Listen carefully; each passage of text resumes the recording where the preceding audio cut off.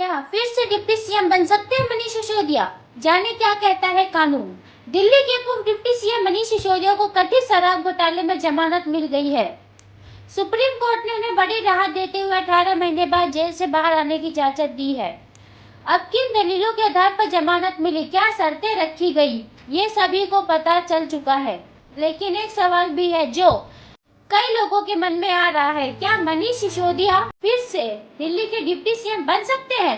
क्या कोई व्यक्ति जो जमानत पर बाहर आया हो, क्या फिर से ऐसे पद पर हासिल हो सकता है?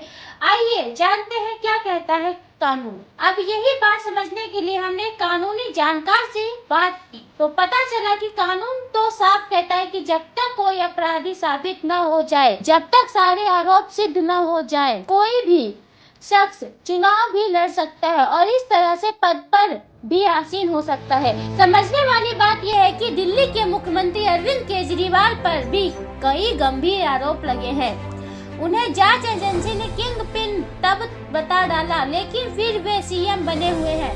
ऐसा इसलिए है क्योंकि कोई भी आरोप अभी सिद्ध नहीं हुआ है। कोर्ट ने उन्हें दोषी नहीं माना है। सिसोदिया के केस से समझिए, इसी लॉजिक को आधार बनाकर अगर सोचा जाए तो मनीष सिसोदिया को भी फिर से दिल्ली का डिप्टी सीएम बनाया जा सकता है।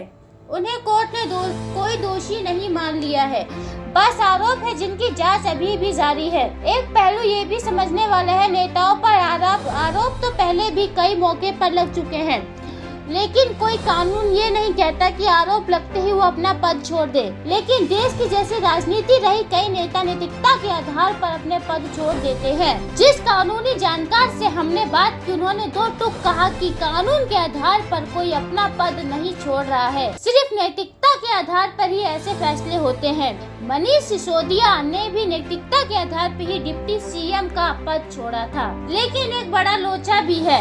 अब यह बात तो सच है कि जब तक आरोप सिद्ध नहीं, जब तक कोई दोष नहीं, आप सरकारी पद पर बैठ सकते हैं। लेकिन एक बड़ी अड़चन भी है। वैसे तो ये दुविधा नहीं रहती, लेकिन सिसोदिया केस में जरूर मामला फंस सकता है। अगर ध्यान से देखा जाए तो जब भी कोई कैबिनेट एक्सपेंशन होता है तो सीएम खुद एलजी के पास जाता है और नामों पर मुहर लगवाता है। लेकिन यहाँ तो अरविंद केजरीवाल अभी जेल में चल रहे हैं। जैसी शर्तें हैं, वो जेल में बैठकर किसी सरकारी कागज पर हस्ताक्षर भी नहीं कर सकते।